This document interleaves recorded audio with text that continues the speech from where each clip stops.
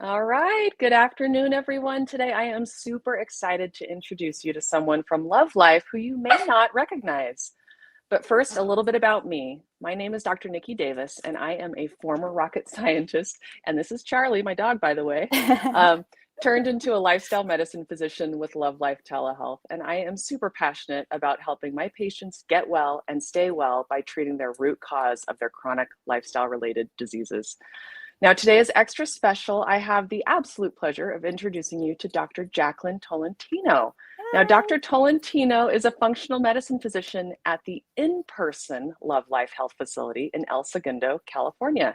And I am so excited to get to know her myself and for you to get to know her too. So hello, Dr. Tolentino. I am so thrilled to get to chat with you today. How are you? I'm doing so good. It's Friday. Fridays are always great days. It's funny. I was telling you earlier, I haven't done an interview in a long time. So this is like a little treat for me.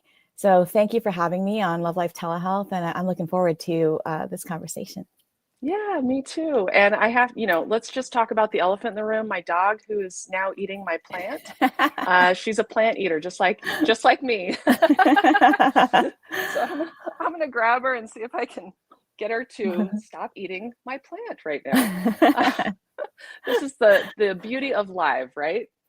Totally. All right. Well, why don't you start out by just telling us a little bit about yourself? I would love to hear about, what got you into medicine initially. I know, just based on, what I've looked up about you, you are a doctor of osteopathy, you are boarded in family medicine, and now you are the lead functional medicine doctor at the in-person health facility in El Segundo. So, Yeah. boy, how did you get into medicine and how did you get to where you are today? Thank you. Yeah, it's quite a lot. And I'm going to truncate this down so that we make sure that we can answer and talk about so many other things. Yeah. But I got into medicine, gosh, I was a Bachelor of Health Science major in college. I went to University of Florida. And after that, I knew that there was going to be some sort of health path, and I didn't know what exactly. So I moved to Naples, Florida, lived with my brother, and he said, you know what, why don't you get a job as a secretary at a doctor's office and see how you like it? And I said, you know what, that sounds like a great idea. Let me test out the waters and we'll go from there. Fast forward, this was, college. So a couple of years later, I ended up saying, all right, I've been doing this for a couple of years, and I ended up working for an osteopath, a doctor of osteopathy who was fresh out of his residency and just starting to build his practice. And at that point, I was like, you know what? I really love what he's doing. I love the interactions he's having with his patients, and I'm going to look into osteopathic medicine. And at that point, I was like, okay, if I'm going to choose some sort of career after college, after doing a bachelor in health science, let it be that, because I really loved what I was seeing. And I ended up taking a break from being a medical assistant for him. And I ended up doing, 3 months off to study for MCAT, went ahead and took the test, and then kind of like the rest is history from there. But he was really one of my initial inspirations, between him and my older brother, really just inspiring me to say, you know what, this could be something that you do for the rest of your life. And I could visualize and see myself doing that. So I chose osteopathic medicine and went directly that route. And the reason why I loved it so much, as I'm sure you also feel similar, the body is one unit in the sense that mind and body are connected. All of our body systems work together. And this concept of the fact that our bodies can heal themselves was really some of the core tenets to osteopathic medicine. And that right there was already for me like, okay, this is speaking true to what I believe, and this is the route I want to go. So I applied strictly to osteopathic schools, and the rest is history.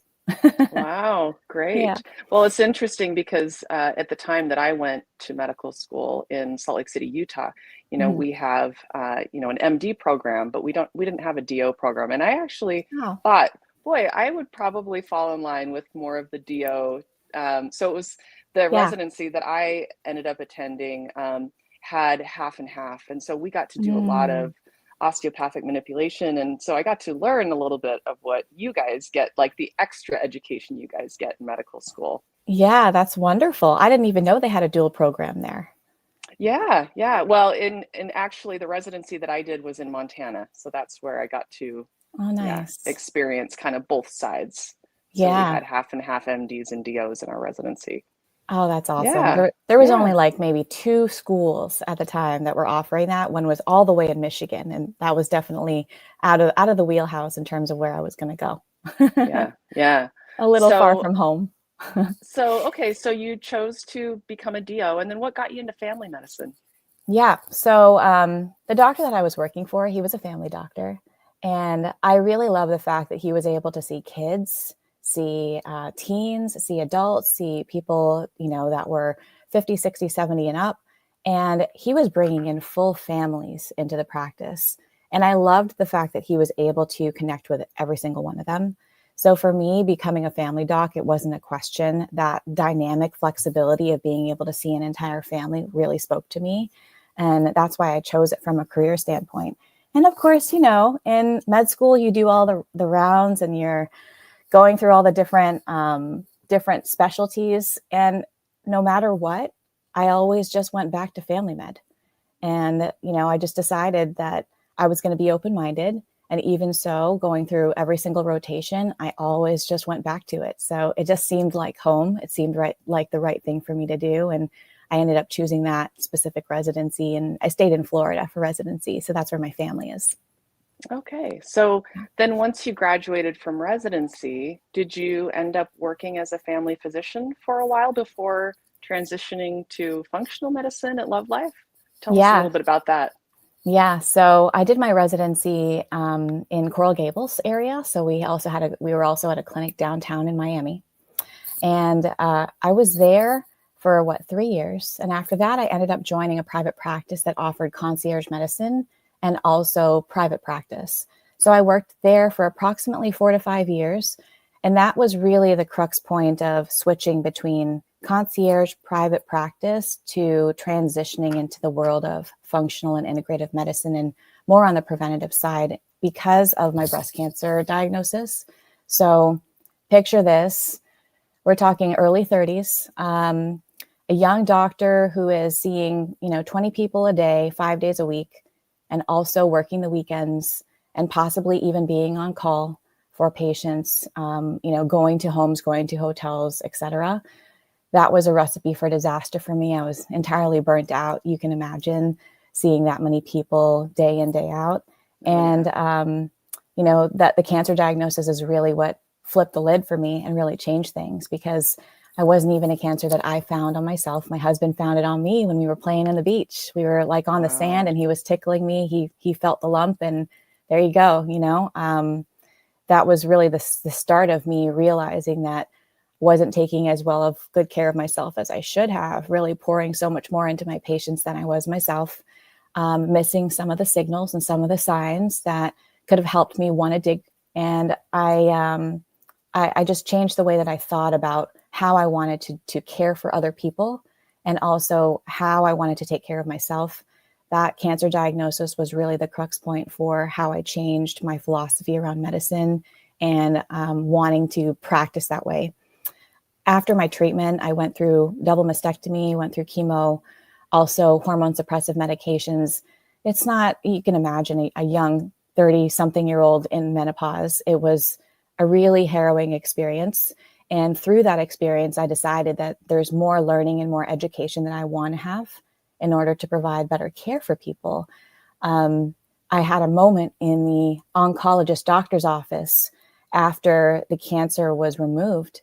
And that was really a crucial moment. She said, we've cut the cancer out. You've gone through your treatment course. There's no evidence of disease. You can go back to living your life the way you did. And that Mm. was that statement stuck with me. It's all. Nope, it looks like we're losing her a little bit here. I'm sure she'll be back soon.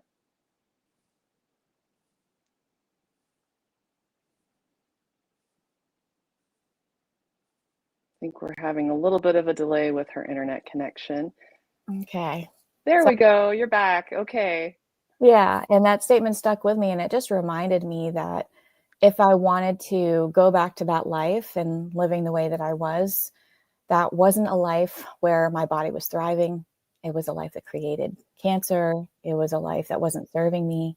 So I really just, at that point, decided, let me look further. Let me be curious. Let me dig deeper into other kinds of medicine and forms of healing that I can layer on top of what I do as a family doctor. And that's when I got into the world of functional and integrative medicine, did a lot more work through the Institute for Functional Medicine. And what you learn is that there is certainly so much more to learn about life. And we doctors realize that there are so many different ways to heal. There's, so much under the hood one could look into. And I felt like that was going to be the path for me for the rest of my life in terms of my medical career. And I've never looked back since. That's amazing. Wow. What an amazing journey you've been on to get to where you are today. Thank you. I think it's really powerful to be a physician who has that kind of an experience to bring you to where you are today. And it makes you be able to relate more to your patients and, when they're going through those health struggles that you've been through something similar. So then how did you go about joining with Love.Life? Yeah. So I, once I was in the throes of learning about functional integrative medicine, I had to figure out where I wanted to live and where my career would be able to thrive.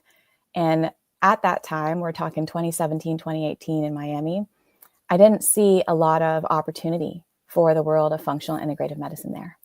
There was some, there certainly was, but it wasn't quite robust. And at that point, I ended up taking a job for Parsley Health.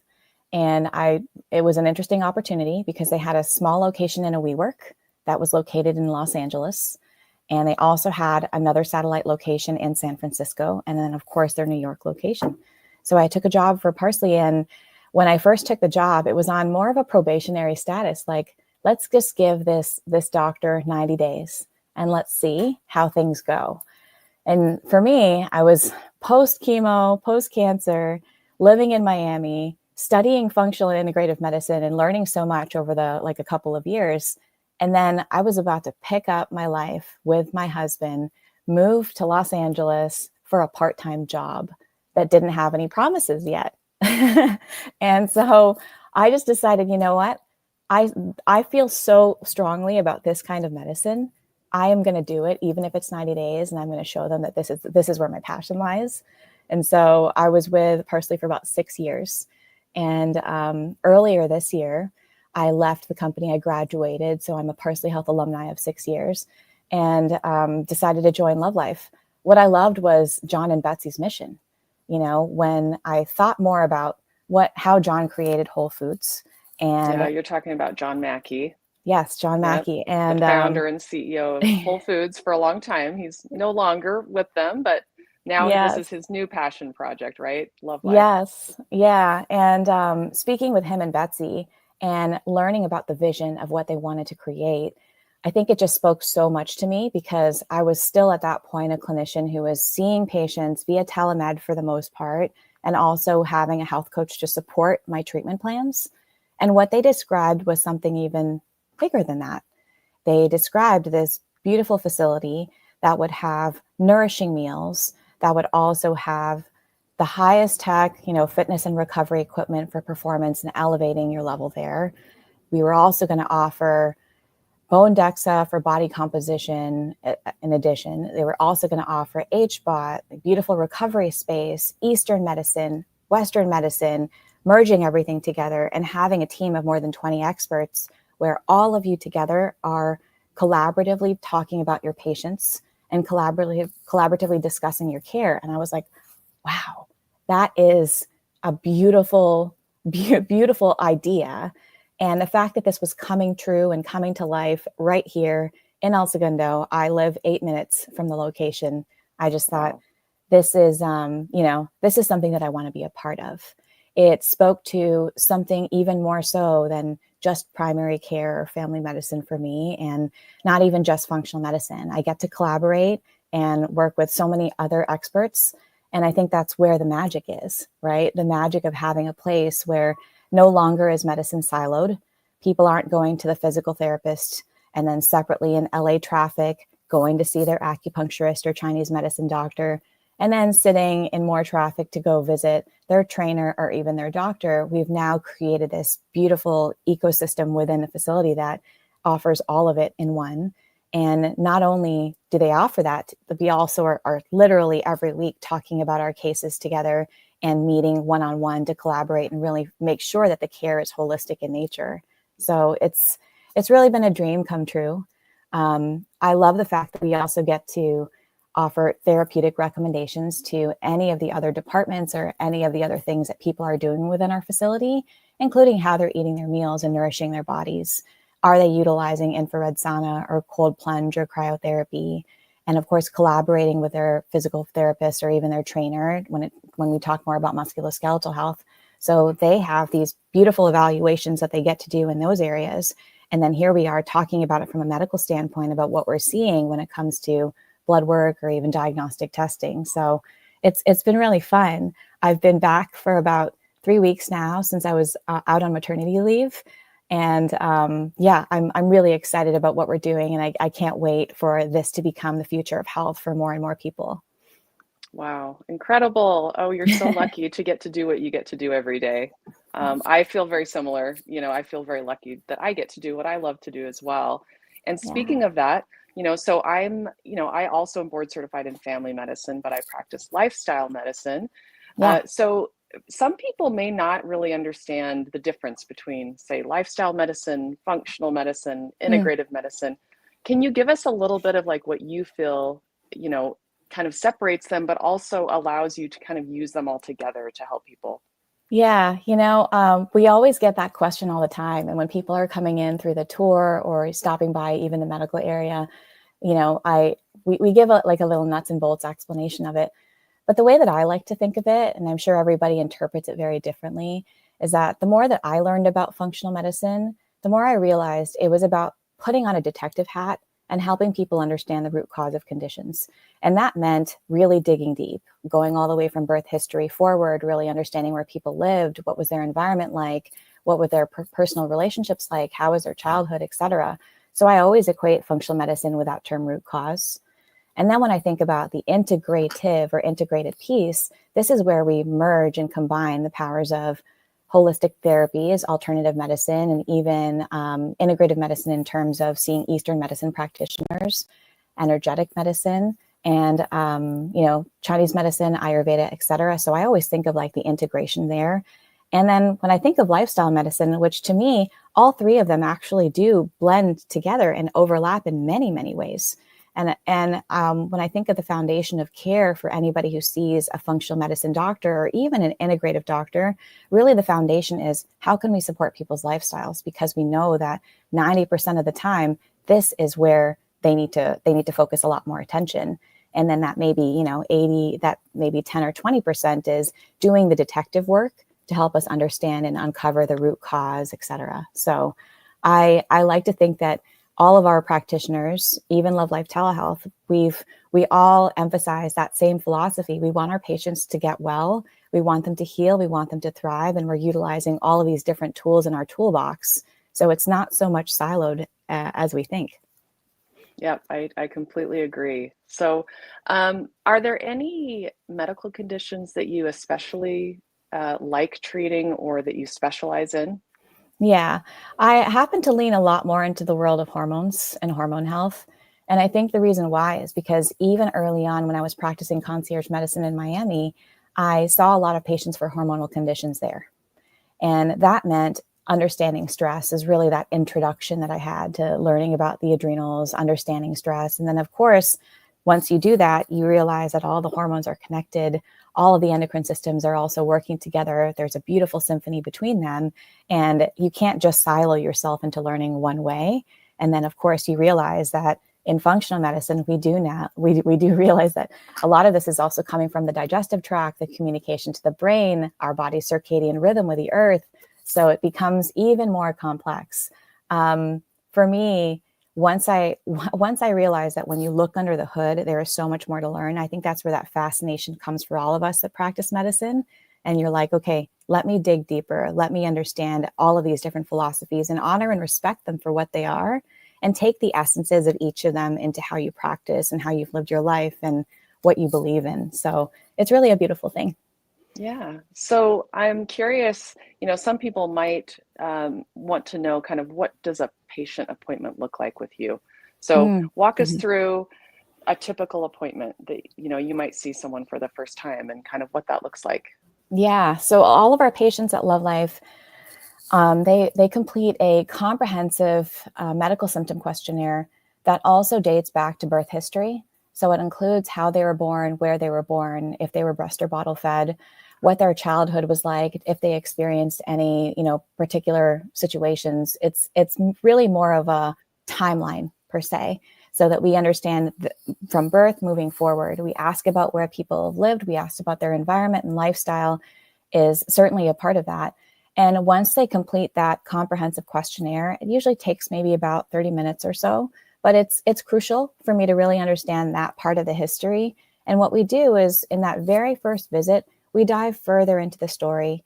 We learn more about what their top goals are. And I do ask them, it's more of a listening opportunity for me, so that I can listen to their story and understand, why are these top goals what they are? When was the last time they felt well? Some people, that was really the crucial crux point for when they started to feel really sick. Maybe this happened during the pandemic. Maybe this was 10 years ago when a specific incident happened. But as they reflect on their health, you learn a lot more. So you listen into a lot more of those details. Once we have that first visit, it's a solid hour. We really then focus on putting the pieces together in terms of where and what direction we should head. Sometimes it's, adding some additional specialty diagnostic testing to go along with it. We always have an advanced panel of labs that's very comprehensive in terms of cardiovascular health, hormone health, inflammatory markers, nutrients, etc. And so they complete that set of labs. Maybe they'll also be doing a specialty test. They also will be doing different credits that are offered within the facility, like a musculoskeletal exam, learning about their resting metabolic rate, working with our physical therapists or personal trainers, and maybe even seeing one of our expert care team members. When I see them for the second visit, that's where we're rolling up our sleeves and we're really digging into a lot of the data. So we're then looking at, here's the person's story that they've given me throughout that visit, and plus this beautiful symptom questionnaire. And then here we are looking at some of the data and then formulating a plan to start their health journey from that point. So it really is kind of that combination between first visit, listening, second visit, gathering more of that data, and then utilizing the facility and the offerings that we have, and also the tools to kind of guide the direction that we want to go. Yeah, and getting that collaboration with all the other experts and that comprehensive care Yeah. sounds incredible. I really would love to come out and see that facility at some point.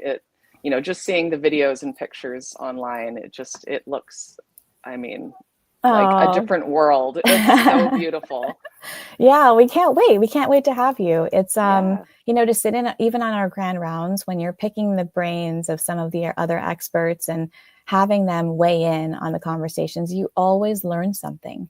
You'll always learn something from another practitioner in medicine. And the fact that we have the opportunity to work with Eastern medicine practitioners, work with their trainer, their physical therapist, somebody who's practicing energy medicine, it really is. It's a gift. So I'm very grateful for that. Yeah, and we love that as well with our Love.Life telehealth team, that we really know each other really well, and we get together often and really collaborate on patients' care, where we share information and education, ask questions, what would you do in this scenario? So it's really nice to Yeah. have that team, Oh, so that yeah. you feel like, as a patient, you're not just signing up with one doctor, one doctor's experience. You get really, the Mhm. full gamut of education and information from all the doctors. Oh, yeah. I think of it as like a beehive. We have a Yeah. beehive of like everyone's, mind together at Love.Life. And not many people realize that. They might think they're signing up just to see one physician. And absolutely, you're developing that personal relationship with that physician. But outside of that, you also have the minds of everybody else that stands behind Love.Life to, pick their brains and collaborate or ask other questions. And here we are all across the country.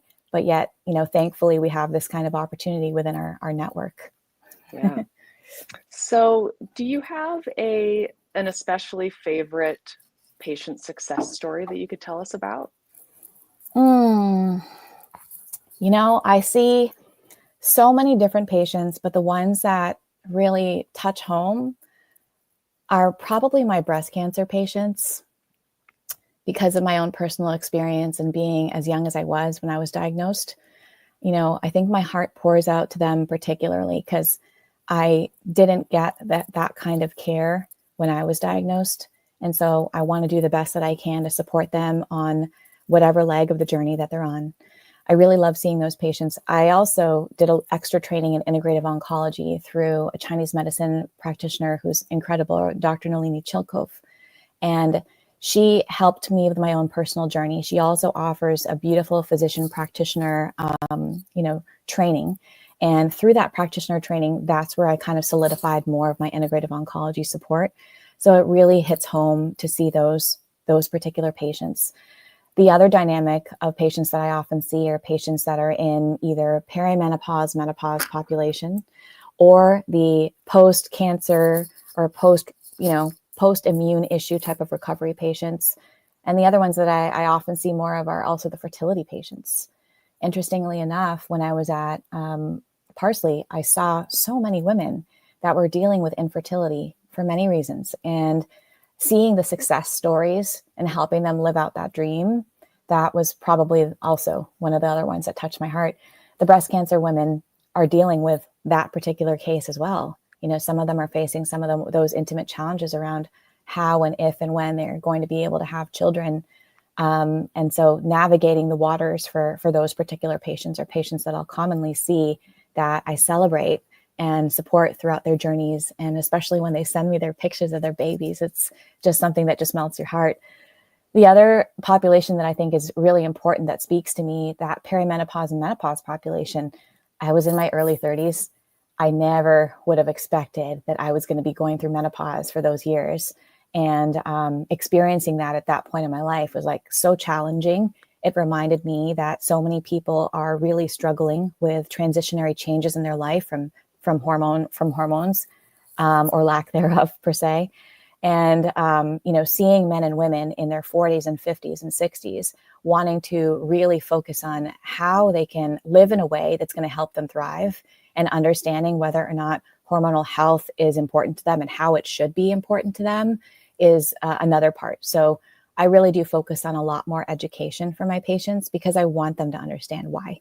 The more that they learn about their own physiology and the more that they understand more about how things work and where things can go wrong, it really helps to emphasize some of those lifestyle changes and maybe even some supplementation or changes in their dietary habits that are going to be beneficial.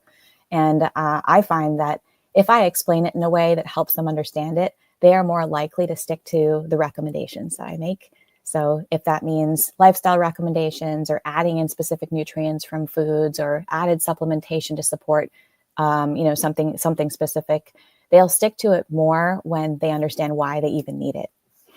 Yeah, and that kind of brings up, I think, an issue in conventional medicine where, and you got burned out and fortunately, I only worked as a family medicine doctor in kind of the regular system during residency, Mm-hmm. but seeing patient after patient after patient all day long and these quick visits, Yeah. 10 minutes with each patient, maybe 15 if you're lucky.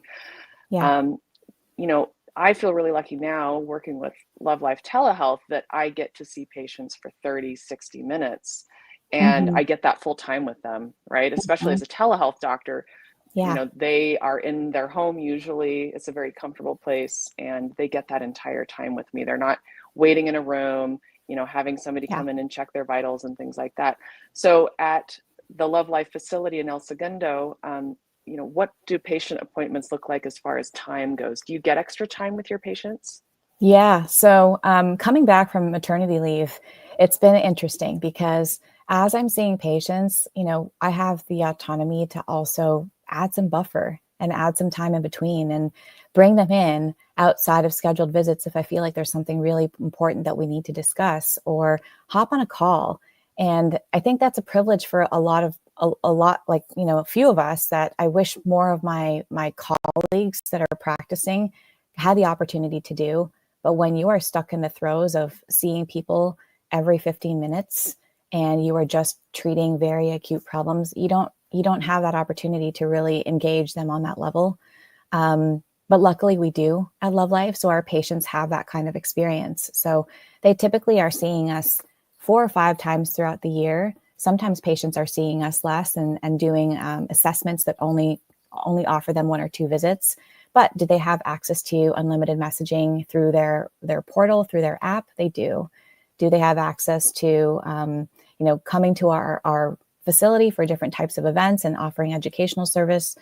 They do. So again, there's that aspect of community building.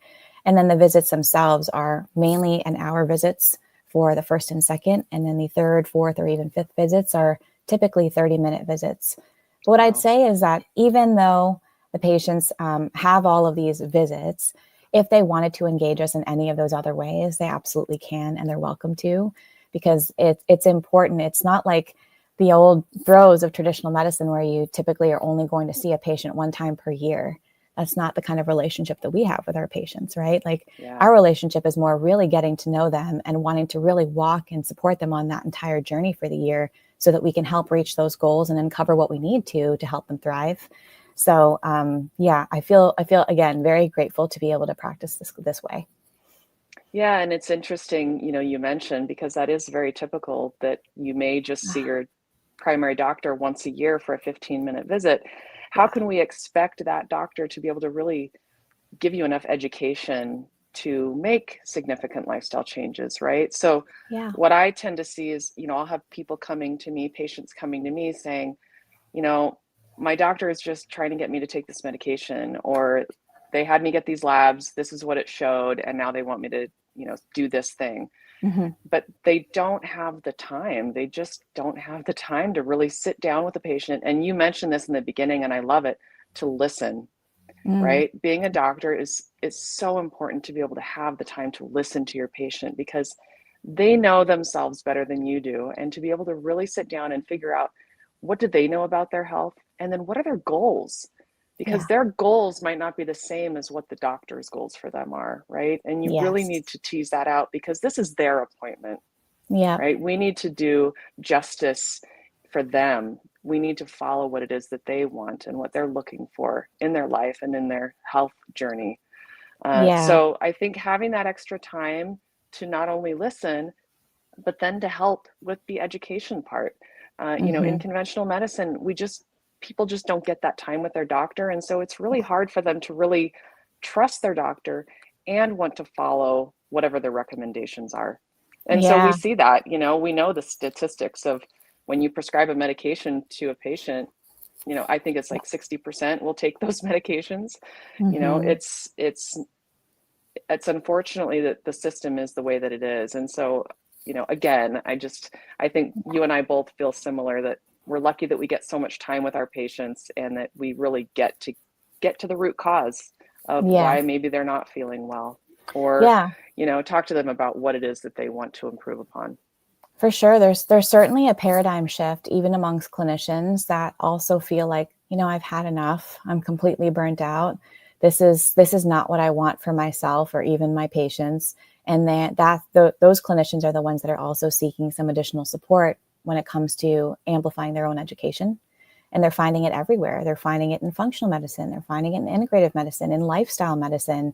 And I love that. We have to celebrate the curiosity of our clinicians to also want to deepen and engage themselves in that way. I in some ways, having that cancer experience early on, that for me happened when I was in my early 30s, and it really did help change the trajectory of my career. Gone are the days of, going to lunch and having somebody like the office manager or the assistant say, you know what, Dr. Tolentino, I just want to let you know that you have 30 minutes for lunch, and you already have 3 patients waiting in the rooms that are ready to see you as soon as you're done. How can anyone eat under those circumstances? Because obviously you really just want to shove that food in your mouth and like go to the next patient right away. And I think about like me at that time in my life, and that it didn't serve me to live that way. And I think that was a huge awakening, a huge wake up call, not just for the way that I practice, but for how I wanted to live my life and how I wanted to practice for my patients. And it's, I know that so many of my friends and my colleagues are also experiencing that 15-minute medicine, and they want to do more and they want to be able to support that. The system is a broken system, and trying to create something new, it does have some discomfort along the way. But at the same time, many clinicians and many people are waking up. They want to learn more about their bodies. They want to spend time with their doctors. They don't want it to be a 15-minute or even 10-minute interaction once a year. They want to be able to trust their clinicians, to support them, to ask curious questions, not feel shamed by it. And, we welcome that. So I'm thankful for that. Yeah. Yeah. So now, if you came across someone who was on the fence about either seeing one of the doctors in El Segundo at the in-person facility at Love.Life, or even with one of our telehealth doctors, one of the 6 doctors that I work with, what would you say to that patient? What kind of a patient could benefit from these kinds of appointments? We have our offering is really dynamic, and we love to meet people where they are. So for some people, that means they're in the throes of experiencing a chronic disease, or 2 or 3. There are other people who are trying to get pregnant. There's people who are really stuck in their 40s and 50s who are trying to understand what happens in their bodies as their hormones start to decline. There are others who are struggling with sleep, with autoimmune conditions, with infections. We are able to support everyone. And I think that's the beauty of also having the minds of our entire team at Love.Life, is that we can also collaborate and, talk more about what these treatment protocols can even look like if we need that kind of support. We often see also the patients who are looking further into their lives and they want to thrive. They are interested in longevity. They want to learn about lifespan and health span, and what can I do to avoid the number one killer, cardiovascular disease? What can I do if my family has a history of cancer, 3 generations down? Is there anything that I can do for my body? Because I want to be here. I want to be healthy for my family, for my children, for my friends, etc., for myself, right? So we have the capabilities of seeing patients on all different levels of the spectrum, including those that don't have medical conditions but are interested in learning more about their bodies and how they can support thriving for the rest of their years. And I think that's the beauty of it. On the ground in El Segundo, both Dr. Anna and myself were both board certified family doctors. So that doesn't change in terms of us being able to treat patients with many different conditions or even see them for acute primary care. We can do that. But we also have that functional and integrative medicine layered on top. So we have a different lens. And then you expand that lens even further when you bring in all of the experts that we have, and also all of you that are also helping to support our patients that come to see us that may also live in other states. So it really is a beautiful offering. It's truly one of a kind. You won't find that kind of expertise that has that many minds involved in supportive care on the ground anywhere in LA. So it's, everyone is welcome into our community. And I love that. I love that it's not just about waiting until you have some kind of a condition. And it could be that. It certainly could be that you have multiple chronic conditions that you're dealing with and you finally reach out. But that it also could be for people who say, I'm healthy now, but I want to stay healthy. So what can I do to optimize my health so that I can live a really long life and enjoy it? So I think that that's great. Exactly. Yeah. I can't wait for you to come over, Niki. I know, one of these days. And actually right now it's pretty cold here in Salt Lake City. It would be nice to come out to LA. There you go. And, we welcome everybody on the Love.Life team. The Love.Life team, if any of you are in town, you want to spend time, we typically have our grand rounds. We can always talk about that, what that looks like, and having you join in. But really excited about this collaboration and the opportunity to connect further with you all. Yeah, me too. Well, we've learned a ton about your medical background. Why don't you tell us a little bit about you just personally? So what kinds of hobbies do you have outside of medicine? Outside of medicine, I have a green thumb from my dad. So I have a love of plants, particularly succulents as of late. Oh, I love Um, succulents. yeah, yeah. They're like all over the house, everywhere. And outside of that, I'm spending a lot of time with my son these days. So he is now 14 weeks, 14 weeks. Oh, how fun. Yeah, in between like the night, I think people all ask like, what's your best, what is your most favorite times with him? And of course, I love every time with Koa, but my best or favorite time is actually the middle of the night feeding because Mm, the world is quiet. And when the world is quiet, it's just me and him. So even my husband's sleeping, and I'm thinking about how, most of everybody here in the greater LA area is asleep, but it's just me and Koa just having our own time together. So spending a lot of time with him. My parents are in town. They live on the East Coast in Naples. And so they have been here for a couple of weeks. And so spending time with them. And I'm the kind of gal that checks up on my parents and calls them and does FaceTime with Koa and, really wants to make sure that they get to see him, even if they live miles and miles away. I love smoothies. I love macrame. I'm working on a project for my son right now. So oh, it's, cool. yeah, that's, that kind of like sums up some of that stuff. And then when it comes to like working out and exercise, we live in a very hilly area here. So we do take a lot of walks, and you can imagine now with a stroller and now with Koa getting bigger on these really steep hills, you can actually get a really good workout from that. So taking him on like our sunrise and sunset walks is also something else we love to do. Oh, that sounds amazing. And then I think Yeah, I saw something where you maybe roller skate or rollerblade. I do. I'm a roller skater. Awesome. Not a blader, but definitely roller skates for sure. Oh, that's I great. Like the OG. Yeah. And I haven't, because I was pregnant for, up until having Koa. So I haven't picked up my skates in a while. You kind of like reminded me that that's also something else to add back into the routine. Lately, it's been rebounding. I love rebounding, have one in the house because it's just nice and easy.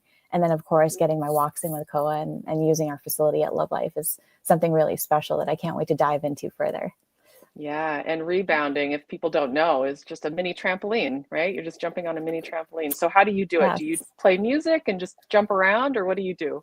Yeah, well, I mean, the need to like get going for me once you hop on a rebounder, I don't always need music.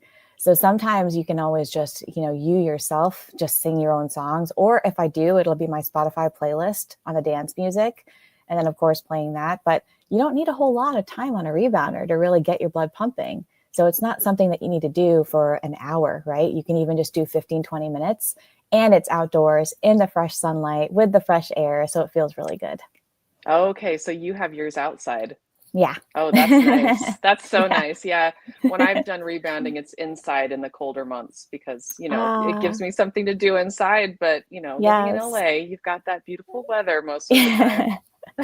Yeah, so yeah, ours is outside, but now you make me think that when it gets chilly, I can always bring it in, and it's something so small and portable and movable. And interestingly enough, I even got my mom into it. Her rebounder, I think in her house in Florida is outside, but hers has a bar. So Yeah. it also helps with her stability. My mom is 82. And, I think about how she uses it, but even just like the gentle movement of being on the rebounder and going up and down and then having that nice bar for her stability is also something really helpful that she finds. So, Yeah, yeah. I think it's a really good way to incorporate more physical activity into your life. Rebounding is something I don't think a lot of people are really familiar with. I mean, Yeah. there are probably lots of 80s videos of people Yeah. jumping, on trampolines like that, but it really Yeah. is a good form of exercise. And like you said, you can do it really at any age. I think Mm-hmm. I saw some celebrity that was, I think, Goldie Hawn, who likes Uh-huh. to rebound. Oh, But having that bar allows you to do yeah. it safely, right? Yes. And then you're Yeah. not having to necessarily go outside and go for a walk. You can just, do it in one place. Exactly. Exactly. Yeah. Well, great. Well, it's been so nice getting to know you. And Thank you. now it just makes me want to come out and visit you and get to know you in person. Um, but anyway, so I just want to let everybody know, you know, Dr. Tolentino is available in person in El Segundo, California at our Love Life facility there. Um, Now, if you haven't had the pleasure of working with one of our doctors, maybe now is the time. If you're suffering from chronic conditions, maybe you just want a doctor who is on your side and supportive of your lifestyle. Maybe you're sick of all the medications. Maybe you just don't feel your best. Please come visit us at telehealth.love.life if you need one of the virtual appointments. We have 6 doctors who cover all 50 states, DC, and international. But if you live near El Segundo, California, you can visit Love.Life to learn more about the in-person appointments with Dr. Tolentino or the other doctor that she works with. And until next time, I am Dr. Niki Davis with Love.Life Telehealth. Thanks again. Bye. Okay, bye.